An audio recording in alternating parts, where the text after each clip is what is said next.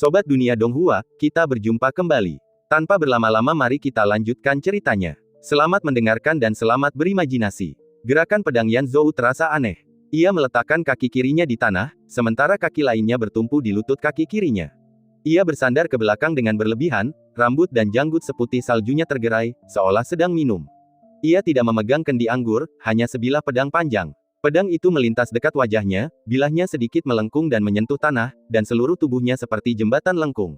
Postur ini tidak bertahan lama. Tubuh Yan Zhou tiba-tiba tegak, seperti seorang arhat yang mengubah gerakannya dalam tidurnya.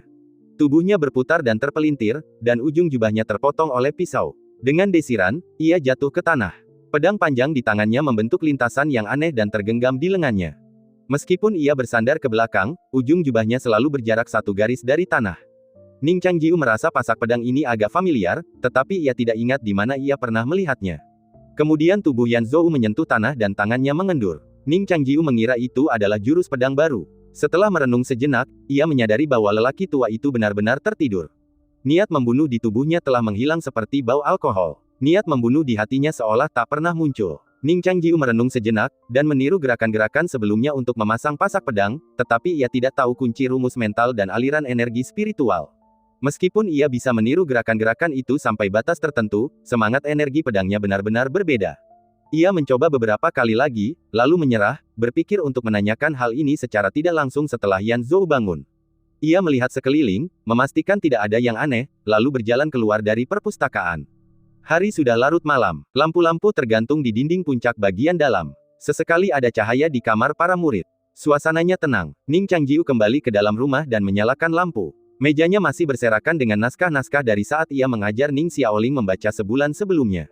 Ia mengulurkan tangan untuk memilah-milahnya, membolak-balik kertas nasi bertulis, mengenang kenangan masa itu dengan senyum di wajahnya. Tanpa harus mengajari Ning Xiaoling membaca, ia bisa memiliki lebih banyak waktu untuk berlatih spiritual, dan hidupnya terasa jauh lebih tenang, tetapi ketenangan ini diwarnai kesepian.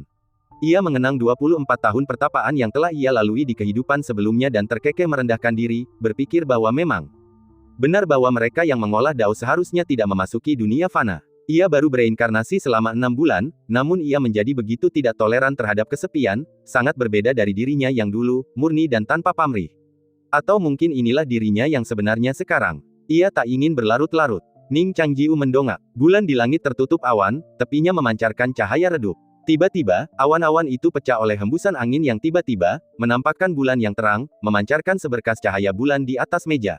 Tiba-tiba, ia mengambil ranting layu itu, bagai besi hitam, dari tumpukan barang rongsokan. Ia meletakkannya mendatar di atas meja, mengamatinya sejenak. Sebuah pikiran tiba-tiba terlintas di benaknya, dan ia bergumam, memenangkan hadiah pertama dalam ujian kekaisaran. Di luar aula master puncak, salju musim dingin belum mencair. Seorang wanita ramping dan tinggi muncul dari ruangan yang gelap gulita. Ia memegang pedang, rambutnya yang panjang dan terurai tergerai anggun tertiup angin malam. Ia mengenakan jubah hitam, pemandangan yang langka, wajahnya yang lembut namun dingin semakin menonjolkan cadarnya. Di puncak-puncak Tianku, Lu Jiajia berdiri di bawah langit yang dipenuhi bintang-bintang pedang. Saat ia menatap bintang-bintang yang sunyi itu, cahaya pedang tiba-tiba memancar dari pinggangnya bagai mata air yang jernih.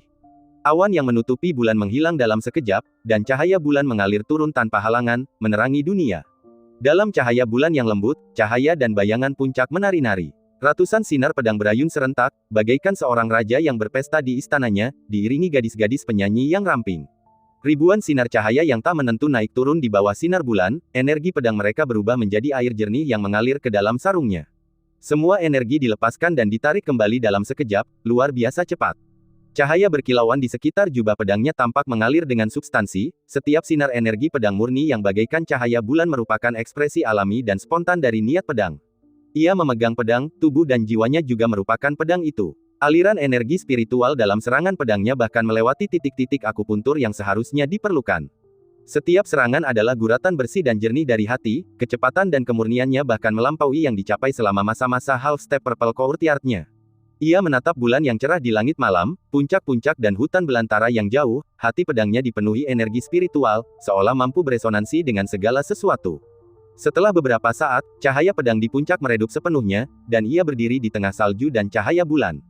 Namun, sosok surgawinya, bagaikan seorang ratu di istana yang diterangi cahaya bulan, tak dapat digenggam. Karena ia bukan lagi sekadar menyatu dengan pedang dan jiwa, ia, sebagai pedang, menyatu dengan segala sesuatu. Mempertahankan kondisi ini, ia berjalan menuju puncak batin, bibirnya sesekali mengerucut, matanya berkedip-kedip dan berjuang di bawah bulu mata, seolah-olah ia sedang membuat suatu resolusi.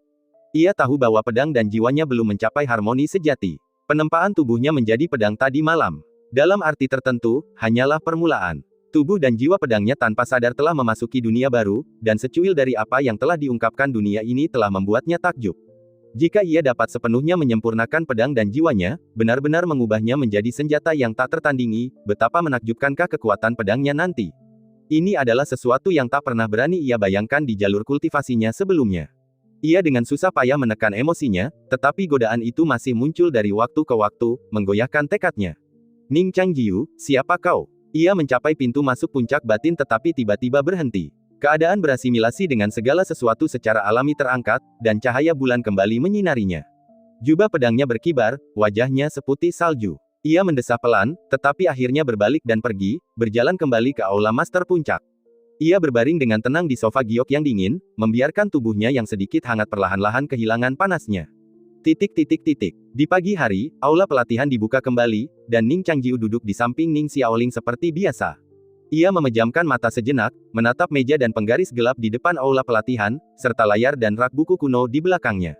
Tatapannya tertuju pada lukisan-lukisan di layar kaca hitam. Ketika pertama kali datang ke aula pelatihan, ia merasa bahwa lukisan-lukisan di ketiga layar ini menyembunyikan sesuatu. Melihatnya lagi hari ini, perasaannya bahkan lebih dalam. Semua lukisan itu diciptakan oleh orang yang sama, dan teknik melukis tinta menyembunyikan sedikit semangat pedang. Niat pedang ini tidak sengaja ditampilkan, melainkan ekspresi alami dari alam luhur sang pelukis. Terutama pada lukisan pertama, lukisan seorang manusia liar menunggang gajah dan membantai iblis ular, dan lukisan ketiga, lukisan 10.000 pedang membubung ke udara dan membantai monster berkepala 9, energi pedang yang terpancar dari keduanya sangat dahsyat. Ia juga dapat mengenali bahwa niat pedang ini dan niat pedang yang terkandung dalam bintang pedang berasal dari asal yang sama. Lu Jiajia melangkah masuk dari luar pintu, langkah kakinya senyap, seperti salju yang bertiup ke aula. Ning Changjiu mengalihkan pandangannya dari layar dan menatapnya. Temperamen Lu Jiajia dingin dan pendiam karena bertahun-tahun menyendiri, dan ia tidak tertarik pada urusan duniawi. Pada saat ini, alamnya bahkan lebih tinggi, dan sosok Zhongling bahkan lebih luar biasa.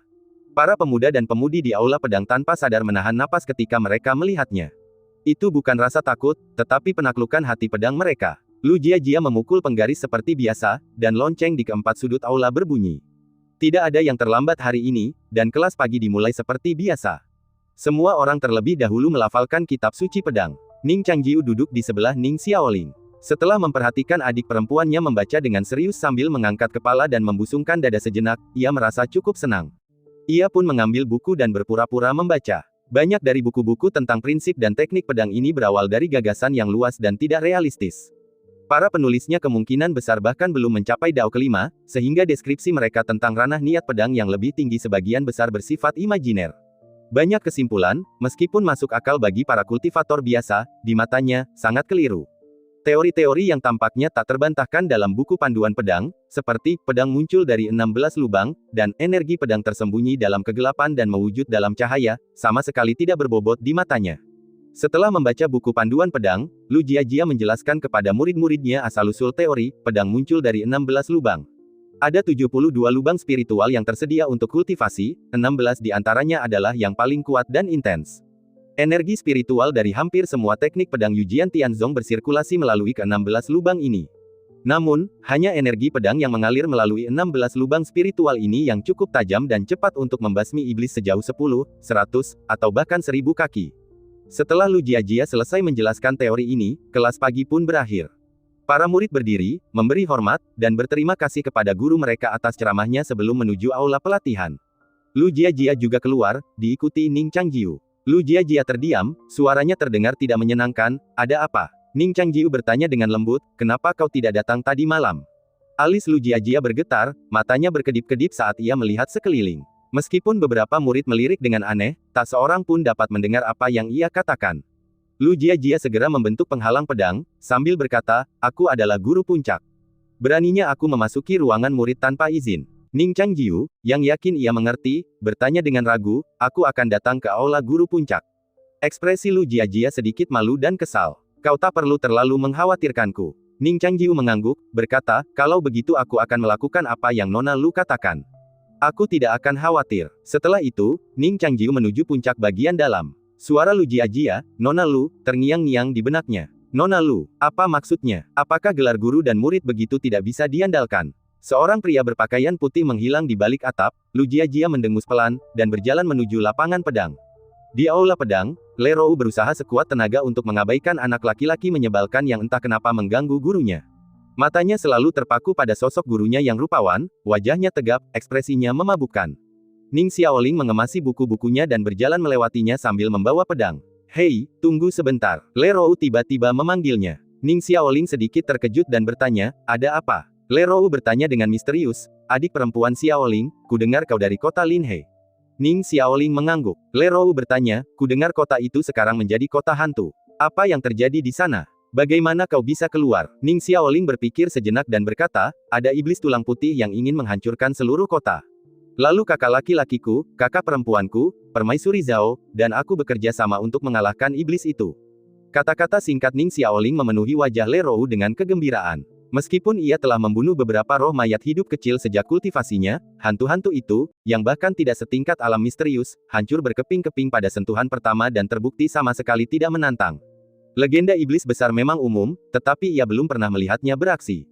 Meskipun kota Linhe terpencil, kota itu telah diselimuti kegelapan selama sebulan, dan insiden itu telah menyebabkan kegemparan besar. Rumor menyebar dengan cepat, dan ceritanya sangat aneh.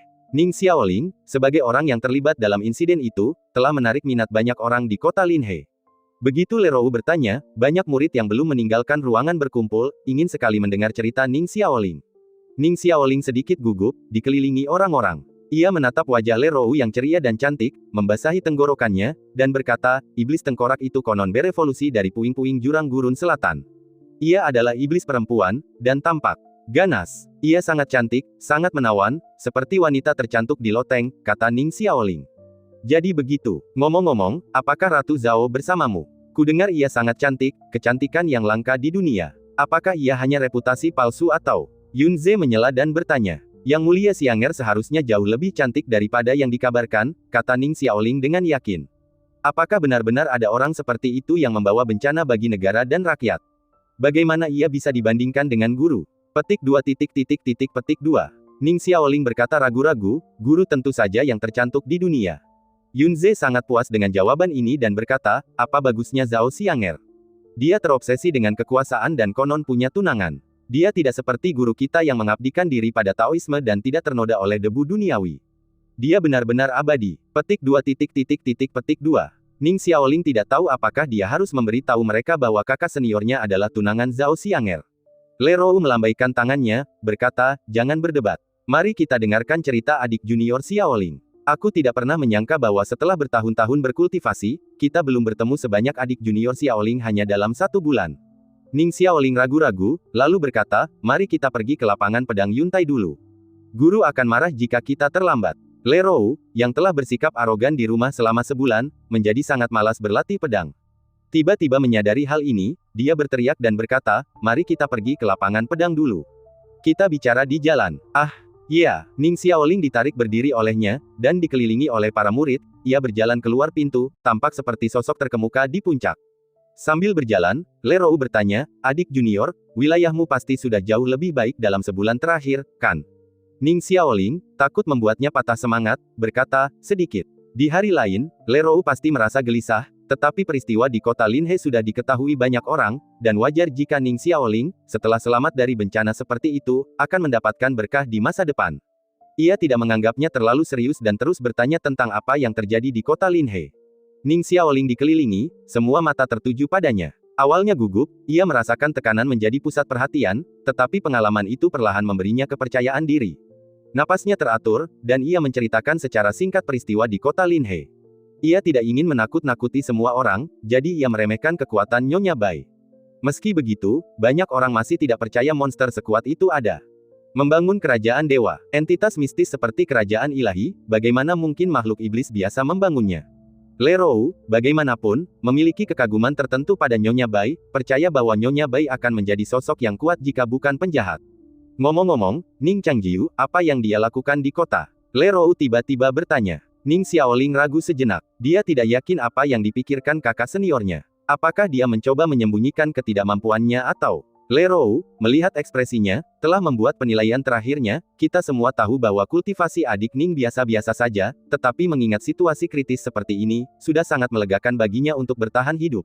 Kita tentu tidak akan mengejeknya untuk ini. Ning Xiaoling bersenandung pelan, tidak tahu apa yang sedang terjadi. Dia setuju, ya, kakak senior memang yang paling tidak berguna. Petik 2. Ning Changjiu, seperti biasa, pergi ke puncak batin untuk berkultivasi. Ia melahap dan memurnikan semua buah spiritual dan ramuan yang ia dapatkan kemarin. Karena penasaran, ia pun pergi ke jurang puncak tersembunyi untuk mengamati dari kejauhan. Kemudian, ia kembali untuk mengajari Nancheng kultivasinya. Nancheng memiliki bakat dan ketekunan yang luar biasa, dan Ning Changjiu cukup senang dengan murid tak terduga ini. Sebelum ia memetik semua buah spiritual dari token giok Nancheng, Ning Changjiu merasa ia akan terus membimbingnya. Setelah instruksinya selesai dan Nancheng mengucapkan terima kasih yang tulus, Ning Changjiu teringat sesuatu dan memasang kuda-kuda pedang aneh yang dilihatnya digunakan Yan Zhou dalam mimpinya malam sebelumnya. Ia bertanya, pernahkah kau melihat gerakan pedang seperti? Nancheng mengamatinya sejenak, lalu menggelengkan kepalanya. Bukan, apakah ini metode sekte kita? Ning Changjiu menggelengkan kepalanya, tidak berkata apa-apa lagi. Malam itu, ia kembali ke perpustakaan dan mendapati Yan Zhou sekali lagi memasang kuda-kuda pedang yang sama sekali berbeda dari malam sebelumnya. Namun, seperti malam sebelumnya, kuda-kuda itu memancarkan aura yang aneh. Namun, ketika ia memasang dudukan pedang ini, ia bukan lagi lelaki tua yang hampir mati, melainkan memancarkan tekad untuk membunuh dengan satu serangan.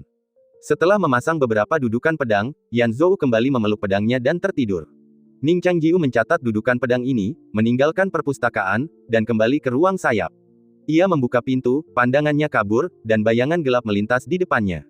Siapa itu? Tanya Ning Changjiu lembut. Sosok berjubah hitam yang tingginya hampir sama dengan dirinya berdiri di depannya dan memberi isyarat agar diam. Ning Changjiu mengenali identitasnya dan tersenyum. Murid Ning Changjiu memberi salam kepada guru. Lu Jiajia melepas tudung yang menutupi kepalanya, dan rambut hitamnya tergerai. Wajahnya yang tanpa riasan tampak tenang dan jernih di malam hari. Ia menatap Ning Changjiu, mengerucutkan bibir merahnya yang lembut, seolah-olah ada sesuatu yang mengganjal di hatinya, dan masih ada sedikit pergulatan dalam ekspresinya. Ia bingung harus bersikap seperti apa sekarang, bertemu dengan seorang murid larut malam. Ia tetap tanpa ekspresi, bersenandung pelan sambil bertanya, mau kemana kau? Ning Changjiu menjawab, aku hanya berkeliling puncak. Aku tidak tahu kau sudah di sini sepagi ini, atau aku pasti sudah pulang lebih awal. Lu Jiajia tidak mendesaknya. Dengan sedikit canggung, ia membuka kancing jubah luar hitamnya dan berbisik, mari kita mulai. Ning Changjiu berkata, guru, silakan tidur. Lu Jiajia, ragu apakah guru bersungguh-sungguh, menggigit bibirnya dan berjalan ke tempat tidur. Ning Changjiu hendak menyalakan lampu, tetapi Lu Jiajia menghentikannya. Sambil mengerucutkan bibir, ia diam-diam melepas sepatu dan kaus kakinya, menyilangkan kaki rampingnya di tempat tidur. Ia menarik selimut menutupi kakinya yang halus bagaikan mutiara dan berbisik, terima kasih. Ning Changjiu duduk bersila di belakangnya, jari-jarinya membelai punggung indah Ning Changjiu, mencari awan dan Bai Mansion. Lu Jiajia berkata, tidak perlu mencari. Karena kita sedang memurnikan tubuh kita menjadi pedang, seharusnya sama saja dimanapun kita berada, kata Lu Jiajia.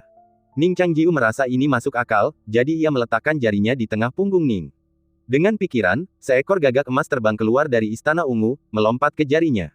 Gagak itu berubah menjadi api keemasan, menempel di jarinya dan mengalirkan kekuatan emas yang cemerlang ke punggungnya. Tubuh Lu Jiajia tiba-tiba menegang, kakinya yang seperti busur giok langsung menegang, jari-jari kakinya yang seputih mutiara giok mengepal. Ia mendengus pelan, menenangkan diri. Kulitnya dengan cepat berubah dari dingin menjadi panas membara. Ia merasa seperti tungku, semua ilmu pedangnya tercurah ke dalamnya, berulang kali menempa dan menghilangkan noda. Tak lama kemudian, butiran-butiran keringat halus terbentuk di tubuhnya, dan rambut hitamnya yang kusut menempel di pipinya yang sedikit memerah, seperti awan di cakrawala setelah hujan musim semi.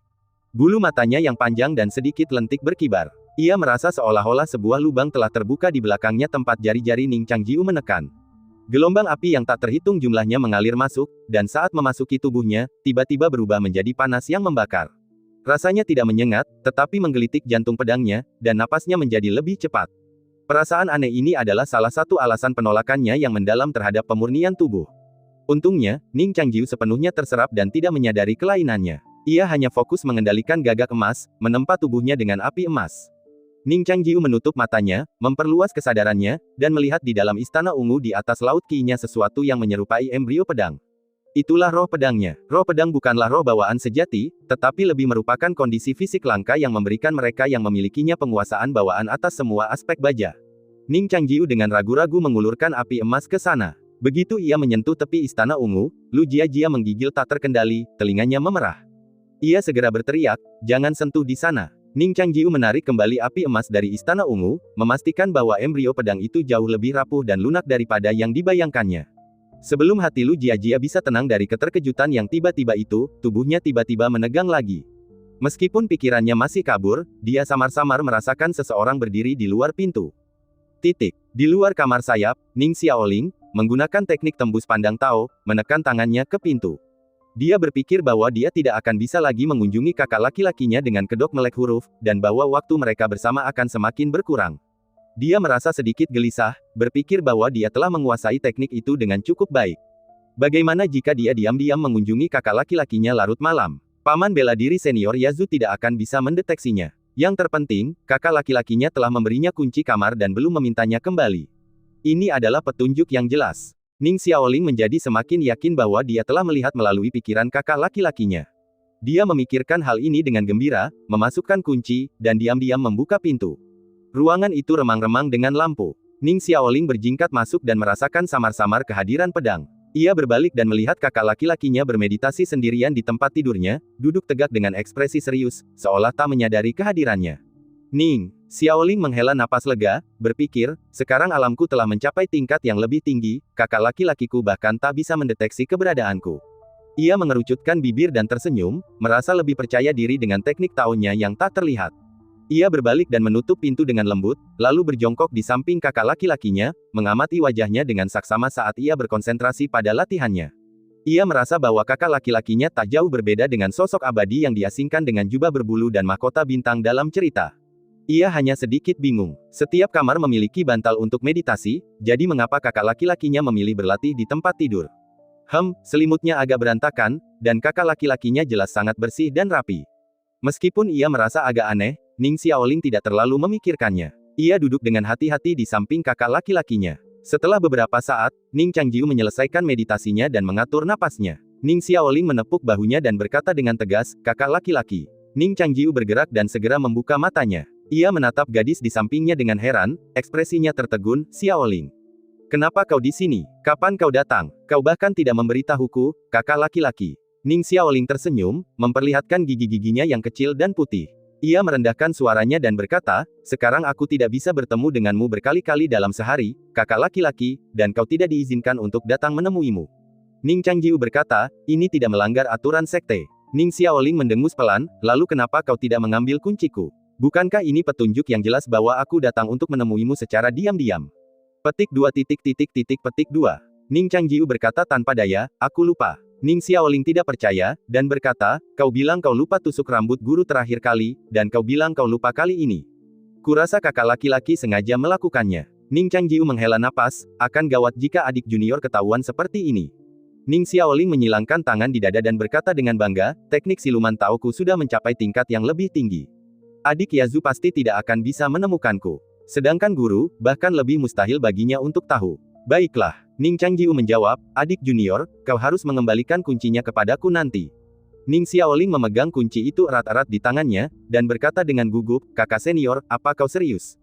Ning Changjiu menatap tatapan memelas adiknya dan tak tahan, jadi ia terpaksa berkata, "Jika Xiaoling ketahuan, itu akan menyulitkan guru." Ning Xiaoling mengerutkan kening dan menatapnya, lalu berkata, "Kakak senior, ada apa denganmu? Bukankah kau memanggil Tuan Jiajia dengan sebutan Tuan secara pribadi? Benarkah?" "Ya." Ning Xiaoling menatapnya dengan aneh dan berkata, "Kakak, apa yang kau takutkan? Dengan level kita saat ini pasti akan sangat mudah. Tuan Jiajia pasti tidak akan tahu, dan kalaupun tahu, apa yang bisa dia lakukan? Tuan mungkin terlihat dingin dan galak, tetapi sebenarnya dia berhati lembut daripada siapapun. Ketika saatnya tiba, aku akan dengan tulus meminta maaf dan memohon padanya dengan lembut. Dia pasti tidak akan mau memarahiku. Aku belum pernah dipukuli oleh Tuan sebelumnya, dia sangat menyayangiku." Petik 2. Ning Changjiu menatapnya dengan iba dan berkata, "Lebih baik tidak mempersulit Tuan." Ning Xiaoling menatap kakak seniornya dengan ekspresi aneh, mendekat, dan berkata, "Kakak senior, kau sangat aneh hari ini. Apa kau menyembunyikan sesuatu dariku?" Ning Changjiu tersenyum dan berkata, apalagi yang bisa kusembunyikan dari Xiaoling? Ning Xiaoling mengangguk ringan, mundur sedikit, tetapi terus menatapnya, dan berkata dengan nada kesal, kakak senior pasti punya rahasia. Ning Changjiu berkata, aku hanya berharap Xiaoling bisa berlatih dengan tenang. Ning Xiaoling mengerutkan bibirnya dan berkata, tapi Xiaoling sudah mencapai alam keabadian tingkat atas. Jika dia terus berlatih, dia akan setara dengan Paman Yazu. Jika dia berlatih sebentar, dia akan setara dengan guru. Jika aku berlatih sebentar, jika alamku melampaui guru, itu akan sangat buruk. Lebih baik aku sedikit bersantai. Hei, jadi Xiaoling, untuk apa kau di sini? Apa kau pamer pada kakak seniormu yang telah memasuki alam mendalam? Ning Changjiu menghela napas. Ning Xiaoling berkata, aku datang untuk berbicara dengan kakak seniorku. Ning Changjiu berkata, bukankah lebih baik mengobrol dengan kakak dan adik seniormu lebih banyak di siang hari untuk menghilangkan kebosanan? Ning Xiaoling menggelengkan kepalanya dan berkata, mereka terus mengerumuniku, mengoceh tentang kota Linhe. Mulutku kering dan aku bahkan tidak bisa minum air, terutama adik junior Lerou. Ning Changjiu kemudian teringat gadis kecil yang sering mencoba menggodanya sebulan yang lalu, tetapi malah menjadi bumerang. Ia berkata, para murid di puncak semuanya adalah guru dan teman yang baik. Adik perempuan, kau harus lebih memperhatikan kekuatan mereka. Misalnya, Lerou memiliki sifat gigih. Ning Xiaoling mengulurkan tangan dan melambaikannya di depannya, berkata, kakak senior, apakah latihanmu salah, atau kau sudah tidak menyukai adik perempuan lagi? Ning Changjiu mengusap kepalanya dan tersenyum, mana mungkin. Baguslah. Ning Xiaoling tersenyum dan berkata, kalau begitu aku akan datang bermain dengan kakak senior setiap hari di masa depan, oke. Ning Changjiu berkata, adik perempuan sangat arogan. Jika guru benar-benar tahu tentang itu. Ning Xiaoling menyela, kalau begitu biarkan dia datang dan bermain bersama. Lagi pula, kita sudah sangat akrab, tidak masalah. Ning Changjiu menarik napas dalam-dalam, menatap wajah polos gadis yang duduk santai di tepi tempat tidur dengan pahanya menempel di pahanya. Matanya tiba-tiba dipenuhi simpati. Ia berbisik, omong kosong apa yang kau bicarakan, gadis kecil. Ning Xiaoling tiba-tiba tampak mengerti sesuatu, mengendus, dan berkata, oh, begitu. Kakak senior hanya menyukai kakak si Anger, kan? Dia tidak menginginkan tuan jika dia punya tunangan. Kakak, Ning Changjiu berkata, omong kosong apa yang kau bicarakan? Bagaimana mungkin aku menyukai gadis sialan itu? Ning Xiaoling mencibir, kakak senior, apa kau masih berpura-pura? Kepada kakak si Anger, kau tidak melawan atau memarahinya. Saat bersamanya, kau juga gemetar ketakutan, seolah-olah kau takut membuatnya tidak bahagia. Berbeda saat bersamaku. Sudah berapa lama sejak itu? Sudah berapa kali kau diam-diam menyuruhku pergi? Ning Changjiu menghela napas, itu terutama karena aku tidak bisa mengalahkannya. Ning Xiaoling memegangi wajahnya dan berkata, jadi, kakak senior adalah yang paling tidak berguna. Dia hanya bisa menindas adik junior. Baiklah, adik junior sungguh menyedihkan. Saat ia berkata demikian, Ning Xiaoling jatuh terduduk dan berguling-guling di tempat tidur Ning Changjiu. Jantung Ning Changjiu berdebar kencang, dan tubuhnya langsung menekannya, menghalangi pandangan Ning Xiaoling dengan tubuh bagian atasnya. Tindakan ini juga mengejutkan Ning Xiaoling. Ia menyilangkan tangan dan berkata dengan gugup, kakak, apa yang ingin kau lakukan? Ning Changjiu sangat sedih, tetapi ia berpura-pura bersikap lembut dan berkata, kakak junior, kau benar. Kakak senior tidak merawatmu dengan baik di hari kerja. Meskipun aku harus melakukannya di kota Linhe sebelumnya, itu juga membuatku membahayakan diriku sendiri. Hal-hal ini terus terngiang di hatiku akhir-akhir ini, membuatku merasa sangat bersalah. Mendengar kata-kata lembut Ning Changjiu, Ning Xiaoling, yang selalu takut bersikap lembut atau keras, menatapnya dengan mata berkaca-kaca dan berkata, tidak apa-apa. Kau dan kakak Xianger sudah memberi begitu banyak saat itu. Xiaoling pasti juga berperan. Kakak senior, jangan salahkan dirimu sendiri. Ning Changjiu membantunya merapikan rambut di dahinya dan berkata, baguslah kau berpikir seperti ini, adik junior. Sambil berbicara, ia menopang bahu Ning Xiaoling, mencoba menariknya keluar dari tempat tidur, tetapi Ning Xiaoling menolak untuk bangun. Hidungnya melebar, dan ia berbisik, kakak, kenapa kau mencium aroma samar di sini? Aroma ini agak familiar. Ning Changjiu segera menyela dan berkata, mungkin itu aroma bunga di bajumu. Akhir-akhir ini, di akhir musim dingin dan awal musim semi, banyak bunga sakura salju bermekaran di puncak Tianku. Hari ini, kakak pergi untuk mengagumi bunga-bunga. Oh, Ning Xiaoling berkata dengan kecewa, kakak senior bahkan tidak meneleponku untuk mengagumi bunga-bunga. Ning Changjiu tersenyum dan berkata, aku akan pergi dengan Xiaoling besok. Kau bangun dulu dari tempat tidurku. Ning Xiaoling meraih spray lembut, berguling, dan berkata, kakak senior, bagaimana aku bisa bangun kalau kau begitu dekat denganku? Ning Changjiu memaksakan senyum. Ia dengan lembut menekan bahu Ning Xiaoling dan berkata, jangan ribut, aku akan membantumu bangun, patuhlah. Ning Xiaoling berkata dengan sedih, kakak Xianger menempati kamarmu selama sebulan, kenapa kau diam saja?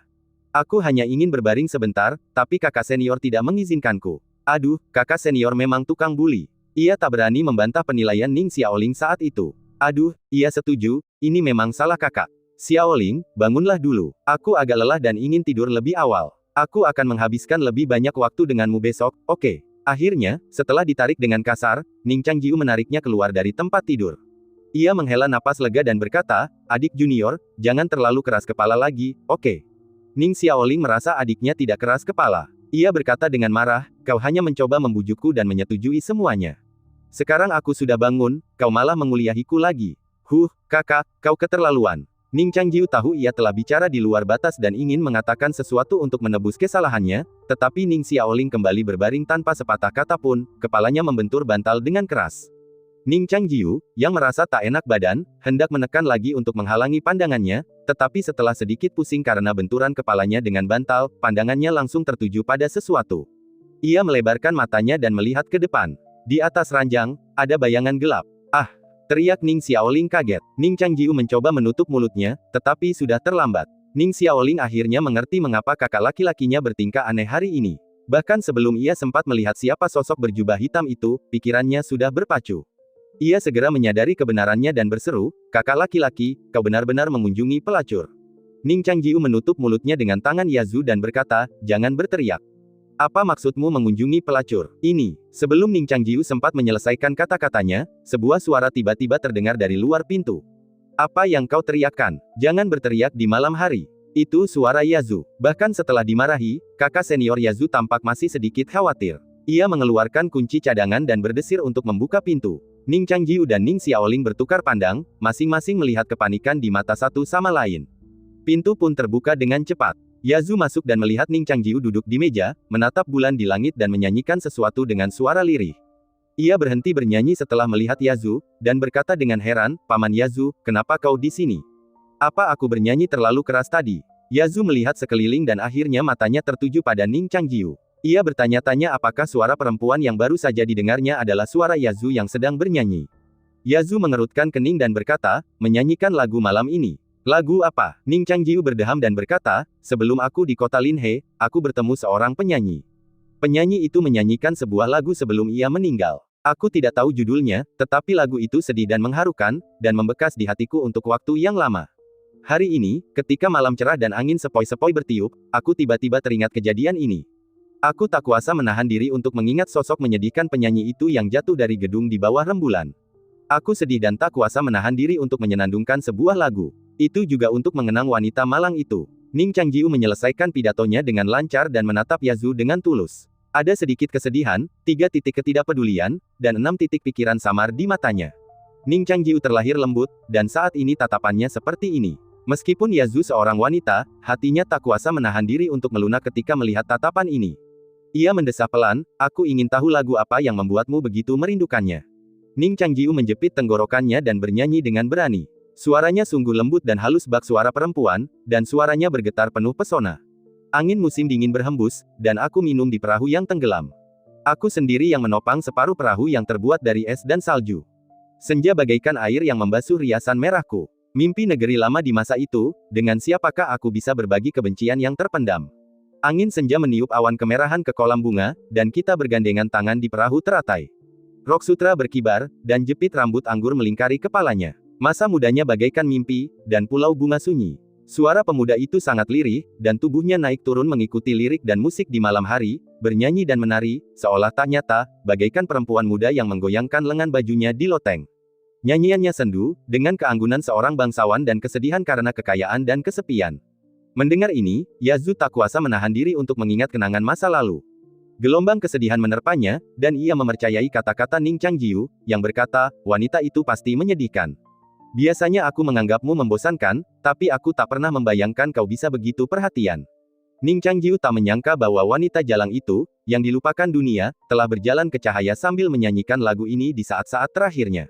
Ning Changjiu mengangguk dan berkata, maafkan aku karena telah mengganggu pamanku. Aku akan lebih berhati-hati di masa depan. Yazu melirik sekeliling lagi, memastikan tidak ada orang lain di sekitar, lalu mengangguk dan berkata, baiklah, kau tetap di sini atas izin Master Puncak. Jika kau bersikap seperti ini lagi, aku akan melaporkannya kepada Master Puncak. Ning Changjiu berkata, ya, dan jika master menghukumku, aku akan menerimanya. Melihat ketenangannya, Yazu tidak mempermalukannya lagi. Ia melirik sekeliling sekali lagi dan akhirnya keluar. Saat pintu tertutup, Ning Changjiu terkulai kembali ke kursinya, lengan bajunya terkulai, wajahnya lelah, seolah-olah ia telah melalui beberapa pertempuran berat. Di atas tempat tidur, Lu Jiajia dan Ning Xiaoling, yang bersembunyi, akhirnya merasa lega. Ning Xiaoling, masih dalam keadaan syok, duduk di tempat tidur, dengan gugup menatap wanita berjubah hitam di hadapannya, berbisik, Guru. Guru, kenapa Anda di sini? Kenapa Anda di kamar kakak senior? Saya, Lu Jiajia sudah punya ide. Ia tidak berniat memberi Ning Xiaoling kesempatan untuk bertanya. Ning Changjiu dan saya punya sesuatu untuk dibicarakan. Lagi pula, sebagai penguasa puncak ini, saya bebas pergi kemanapun. Tapi kau, Xiaoling, kenapa kau di kamar kakak senior? Hah, kau bahkan tidak ingat peraturannya. Saya, Ning Xiaoling panik. Ia mencubit ujung roknya, menggosoknya berulang kali, berbisik, saya tidak tahu guru ada di sini.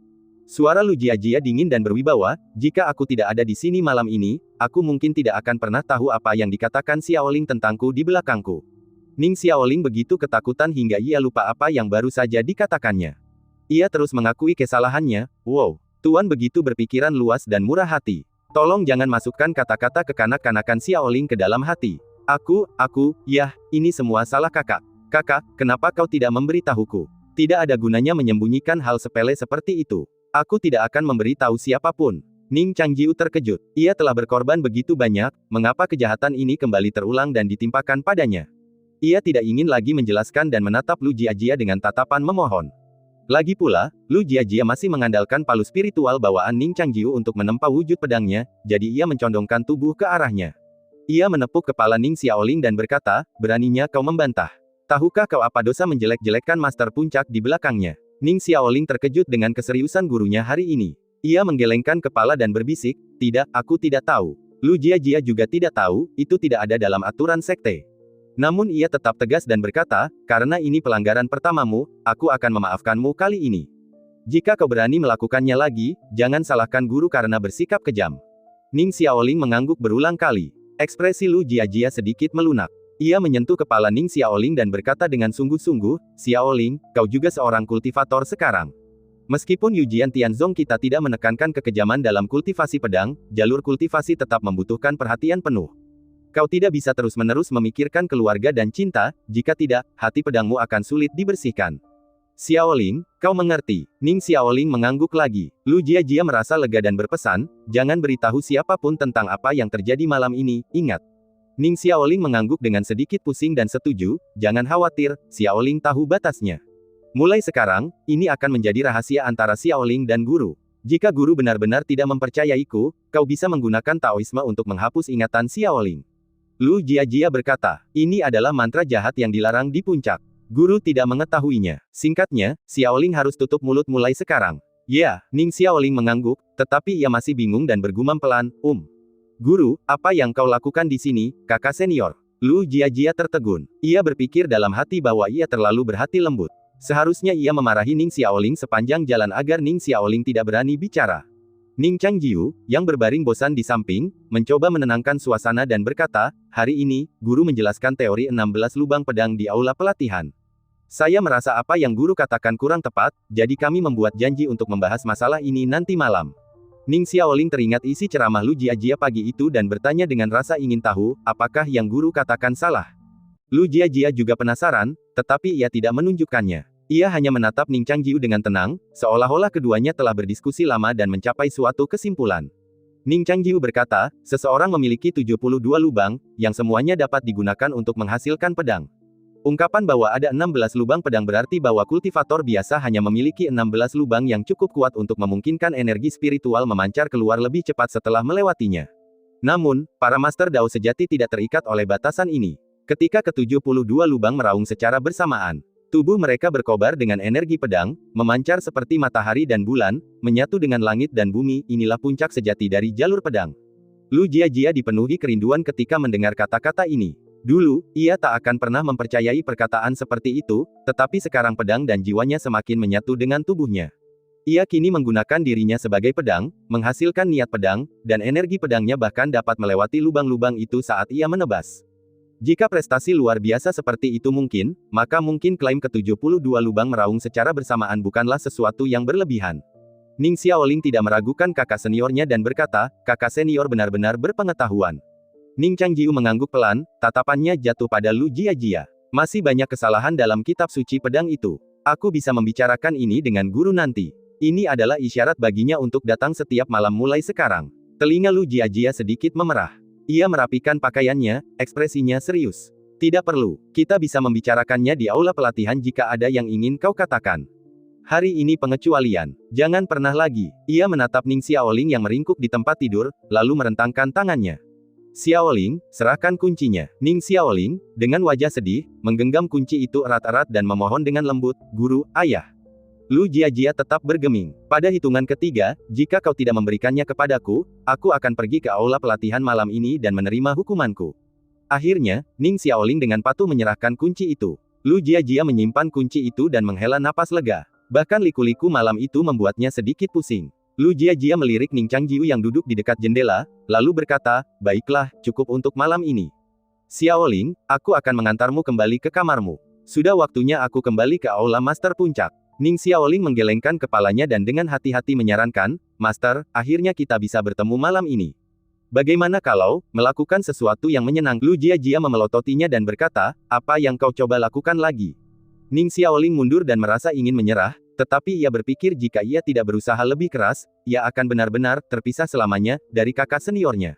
Ia masih dengan berani berkata, aku sudah lama tidak bertemu guru. Aku kebetulan bertemu denganmu malam ini, dan aku ingin tinggal bersama guru untuk sementara waktu. Lu Jiajia menatap Ning Xiaoling, memikirkan hari-hari kelam mereka selama sebulan. Kelalaiannya dalam tugaslah yang membuatnya gagal melindungi mereka. Ia tak kuasa menahan rasa bersalah, dan nadanya melunak, bagaimana kau ingin guru menemanimu? Ning Xiaoling menghela napas lega ketika mendengar ini, dan melanjutkan, Guru, sebenarnya, semakin kupikirkan, aku merasa ada yang tidak beres. Kau datang ke kamar kakak senior di tengah malam, bukan hanya untuk membicarakan masalah seperti itu. Ekspresi Lu Jiajia sedikit dingin, mengira ia telah memberi gadis kecil ini jalan keluar, tetapi ternyata ia membawa tangga dan ingin memanjatnya. Lu Jiajia bertanya balik, sebagai Master Puncak, apakah aku perlu melapor ke Xiaoling kemana aku akan pergi? Setelah menanyakan hal ini, Lu Jiajia merasa sedikit menyesal. Ia menanyakan pertanyaan ini, yang tak pelak membuatnya tampak sedikit bersalah. Ning Xiaoling terus mendesaknya, bertanya, tentu saja tidak. Tapi Xiaoling punya pertanyaan. Sebagai Master Puncak, bukankah seharusnya Master mematuhi aturan sekte? Lu Jiajia mengangguk dan berkata, aturan sekte memperlakukan semua orang sama, bahkan Master Puncak. Ning Xiaoling bertanya, lalu apakah guru menyelinap ke kamar kakak senior termasuk pelanggaran aturan sekte? Lu Jiajia sudah menyiapkan jawaban dan berkata, tentu saja tidak. Aturan sekte hanya melarang murid melakukan percakapan rahasia di malam hari. Ning Xiaoling bertanya dengan rasa ingin tahu, lalu mengapa guru mengenakan gaun tidur? Ning Xiaoling menatapnya. Lu Jiajia, yang kini mengenakan jubah hitam, telah kehilangan sebagian aura halusnya. Rambut hitam dan jubah hitamnya membuatnya tampak lebih seperti roh rembulan, tenang dan cantik. Ning Xiaoling menenangkan diri, berpikir bahwa ia harus bernegosiasi dengan gurunya sekarang dan tidak boleh terlena oleh kecantikannya. Lu Jiajia merasa sedikit malu dan kesal ketika mendengar ini. Ia tidak berniat memberi Ning Xiaoling kesempatan untuk bertanya lebih lanjut. Jika ia benar-benar ingat bahwa aturan asli puncak adalah, pria dan wanita dilarang melakukan percakapan pribadi di malam hari, alih-alih, murid dilarang, ia akan berada dalam dilema yang nyata. Wajahnya langsung berubah dingin dan ia berkata, Xiaoling, apakah menurutmu salah jika guru menyita kuncimu? Atau apakah kau mencoba mencari kesalahan guru agar aku tidak malu menghukummu? Ning Xiaoling melihat gurunya kembali galak, dan jantungnya berdebar kencang.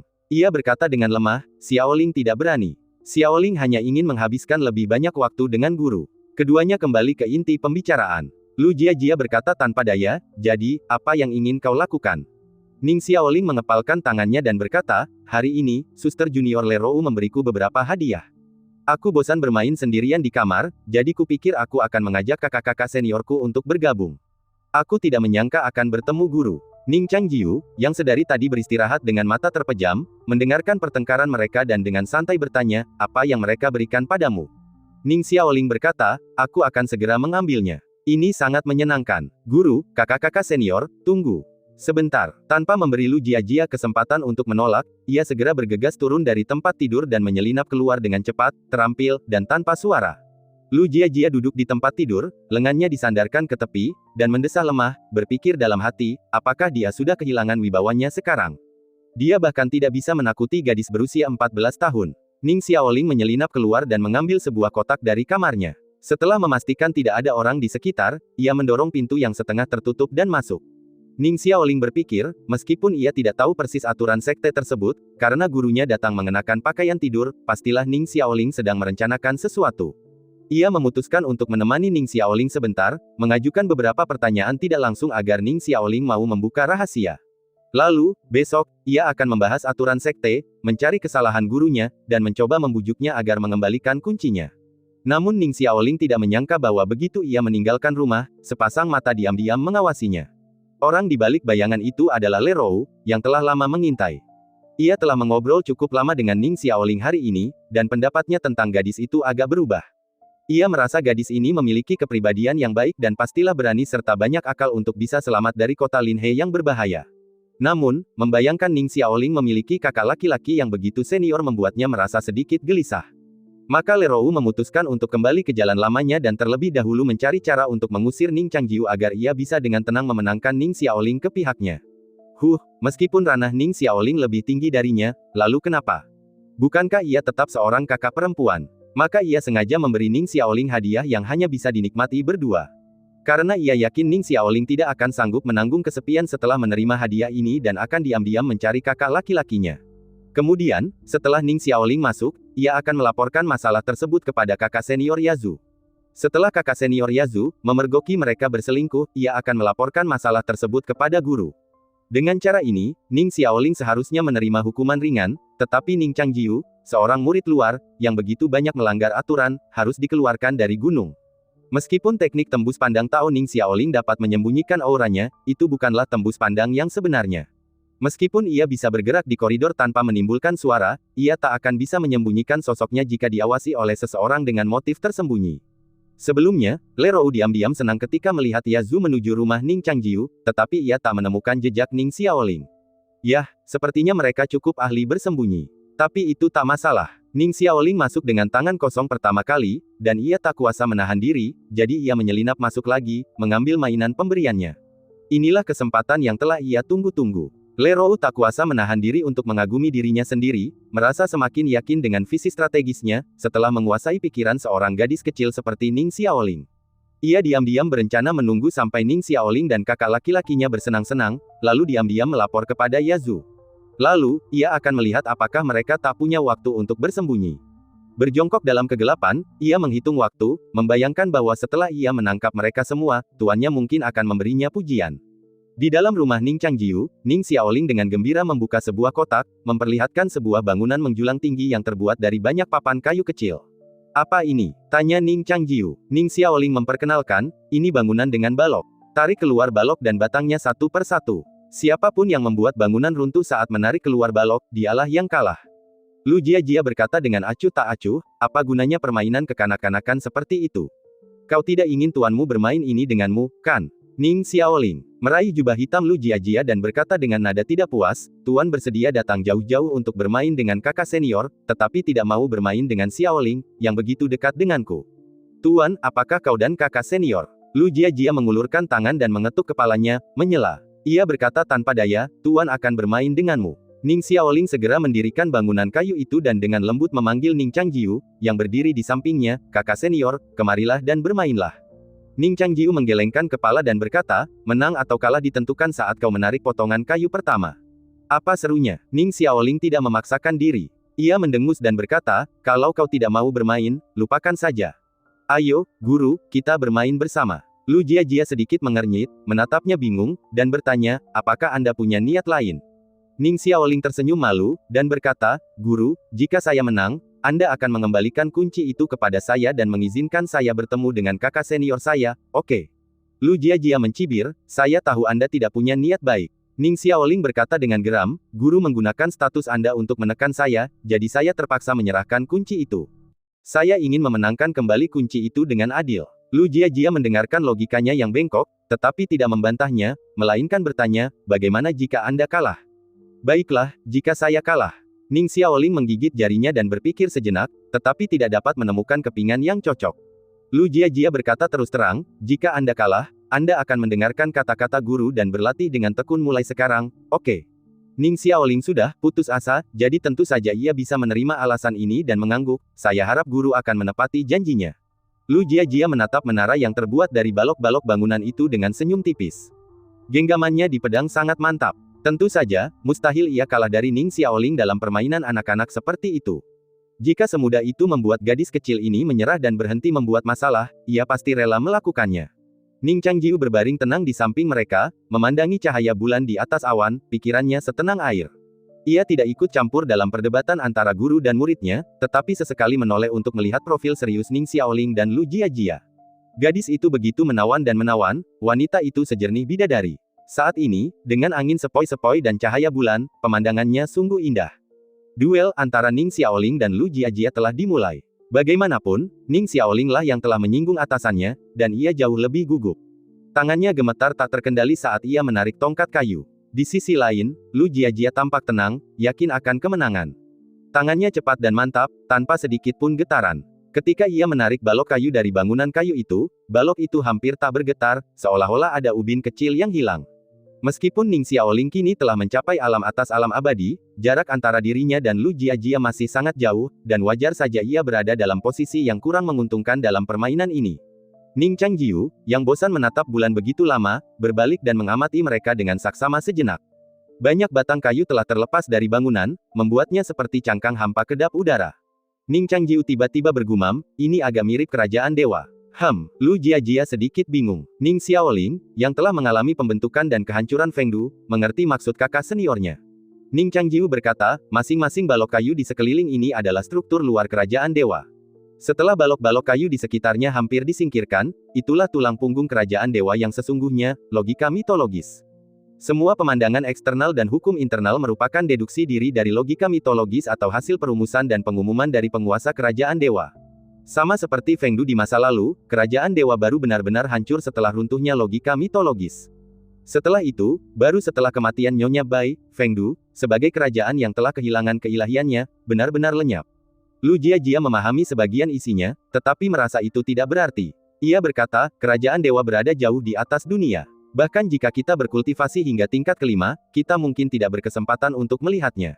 Apa gunanya memikirkannya? Ning Changjiu menatap bulan yang terang di luar jendela dan berkata lembut, mungkin kerajaan dewa yang legendaris itu berada tepat di luar dunia. Ia ada di depan kita, tetapi kita tidak dapat melihatnya. Lu Jiajia berkata, bagaimana mungkin raksasa seperti kerajaan dewa bisa disembunyikan dari mata dunia? Apakah mereka punya sesuatu yang mirip dengan tirai persik? Ning Changjiu tersenyum dan berkata, mana mungkin aku tahu. Kurasa mereka tidak jauh dari kita. Lu Jiajia tersenyum dan berkata, tahun perburuan langit akan segera berakhir. Setelah bulan pengabaian dewa, akan tiba tahun Raja Dosa. Tahun Raja Dosa bukanlah tahun yang baik. Banyak bencana dalam sejarah terjadi tahun ini. Kita harus berhati-hati tahun depan. Ning Xiaoling tidak mendengarkan percakapan mereka dengan saksama. Dengan niat mengalihkan perhatian sang guru, ia bertanya dengan nada yang tampak serius, ya, guru, terakhir kali Anda berjanji untuk menceritakan kisah 12 penguasa kerajaan dewa. Siapakah mereka setelah Tianji? Lu Jiajia menarik napas dalam-dalam dengan tenang. Sambil memegang papan kayu, ia menatap bangunan kayu yang tampak di ambang kehancuran, lalu berkata, setelah Tianji, ada Yuanjun, Jufu, Suzaku, dan Mingzeng. Kami beruntung bisa melihat sekilas Dewa Suzaku di kota Kekaisaran. Meskipun jelas bukan wujud asli Dewa Suzaku, kemungkinan besar ia berkerabat dengan Suzaku yang legendaris. Fokus Ning Xiaoling tertuju pada pertanyaan lain, Mingjun, Zuijun, dan Yuanjun, ketiganya memiliki kata Jun dalam nama mereka. Apakah mereka tidak akan bertarung? Lu Jiajia menjelaskan, legenda mengatakan bahwa Mingjun sudah lama mati. Konon, kekuatan Mingjun terbagi antara Zuijun dan Yuanjun. Ning Xiaoling menggertakkan giginya dan dengan hati-hati menarik sepotong kayu yang lebih kecil. Ia mengamati bangunan kayu itu bergoyang sedikit beberapa kali sebelum akhirnya berdiri tegak. Ia menghela napas lega dan berkata dengan nada sedih, Mingjun yang agung itu sungguh menyedihkan. Oh, benar, guru tadi mengatakan bahwa Dewa Neraka adalah dewa generasi pertama. Jadi siapa dewa-dewa lain dari generasi pertama itu? Mereka semua sudah hampir mati sekarang, jadi seharusnya tidak masalah untuk membicarakan mereka, kan? Lu Jiajia menatap bangunan kayu itu, mengamatinya berulang kali sejenak, ekspresinya semakin gugup. Sambil memilih potongan-potongan kayu itu, ia menjawab, itu semua adalah benda-benda dari masa lalu. Bagaimana mungkin seorang guru puncak sepertiku tahu? Legenda mengatakan bahwa di antara 12 dewa alam ilahi saat ini, beberapa adalah dewa generasi pertama yang masih hidup. Mereka bertahan hingga hari ini dan menerima dewa-dewa baru. Lu Jiajia dengan mantap menarik potongan-potongan kayu itu dan menyingkirkannya. Meskipun bangunan itu tidak bergetar, siapapun dapat melihat bahwa bangunan itu sudah dalam bahaya runtuh. Melepaskan satu potongan kayu pun kemungkinan besar akan menyebabkan seluruh struktur runtuh. Ning Changjiu memperhatikan mereka dengan geli. Sementara guru dan murid itu mengobrol dan tertawa riang, percakapan mereka tak terkendali, tangan mereka tegang dan tegang. Hubungan guru-murid mereka terasa terlalu nyata. Ning Xiaoling mendengarkan kata-kata Lu Jiajia, tertarik dan terkejut dengan kisah para dewa, tetapi situasi saat ini tidak memungkinkan untuk mengalihkan perhatian. Mengerucutkan bibir dan menggertakkan gigi, matanya menyipit saat ia mengamati dengan saksama, kerajaan ilahi yang akan datang ini. Ia yakin jika ia berhasil kali ini, gurunya akan menjadi yang berikutnya. Sekokoh apapun tangannya, ia takkan pernah bisa menjaga keseimbangan bangunan kayu itu lagi. Ning Xiaoling ragu-ragu untuk waktu yang lama sebelum perlahan mengulurkan tangannya. Ia mencoba beberapa kali tetapi tidak berani menyentuh kayu itu. Apa yang kau pikirkan, Xiaoling? Desak Lu Jiajia. Ning Xiaoling menahan napas, menutup mata, dan tanpa sadar melakukan teknik tembus pandang Tao, seolah berharap kayu itu tidak akan menemukannya. Lu Jiajia menatap Ning Xiaoling, yang auranya aneh, dan bergumam pelan, Ia yakin bahwa teknik Ning Xiaoling bukanlah miliknya. Bingung, ia melirik Ning Changjiu, yang mendesah, bertanya-tanya bagaimana gadis kecil ini bisa menyembunyikan sesuatu. Ning Xiaoling awalnya gugup, tetapi entah mengapa, saat ia memejamkan mata dan menatap kegelapan di hadapannya, hatinya tiba-tiba menjadi tenang, ketenangan yang begitu mendalam hingga ia tak mampu memahaminya. Kesadarannya perlahan meluas, menangkap secercah cahaya dari bangunan kayu di tengah kegelapan. Tiba-tiba, hatinya menjadi sangat tenang, dan tubuhnya terasa seperti tenggelam ke dalam rawa. Ia menggenggam sisi-sisi papan kayu dan diam-diam menariknya hingga terlepas. Bangunan itu bergoyang sedikit, lalu akhirnya berhenti. Ning Jiujiu memperhatikan Ning Xiaoling, merasakan ada sesuatu yang salah. Namun ia tidak merasakan firasat bahaya, melainkan perasaan yang agak misterius, seperti simetri sisi lain Fengdu. Ning Changjiu menatap bangunan kayu itu, dan tiba-tiba ia tersadar. Bangunan ini memang memiliki banyak kemiripan dengan Fengdu. Sebanyak apapun kayu yang disingkirkan, kedua sisi tengahnya harus tetap seimbang agar bangunan itu tidak runtuh. Namun, rumah-rumah biasa di dunia ini berdiri kokoh di tanah, tak tersentuh oleh kehadiran orang-orang dari berbagai alam. Mungkinkah kerajaan surgawi itu bagaikan istana di udara? Ning Changjiu menatap bangunan yang hampir runtuh itu, dan ia merasa semakin geli. Tentu saja, yang lebih menarik saat ini adalah mengamati ekspresi Lu Jiajia. Ketika Ning Xiaoling membuka matanya, ia melihat rangka kayu yang masih kokoh, dan napas yang ia tahan akhirnya mengendur. Alis Lu Jiajia berkerut. Cahaya bulan menyinari pipinya, bagai embun beku yang masih tersisa, membekukan cahaya di matanya menjadi es yang gelisah. Ia merasakan gelombang penyesalan. Ia terlalu ceroboh sebelumnya, percaya bahwa tangannya yang teguh akan menjamin kemenangan. Ia tidak menyangka bahwa terkadang, sekuat apapun tangannya, itu tidak dapat mengubah apapun. Ketika Ning Xiaoling mencabut papan kayu itu, hatinya mencelos. Kini, bangunan itu bukan lagi bangunan biasa, bahkan angin sepoi-sepoi pun dapat meruntuhkannya.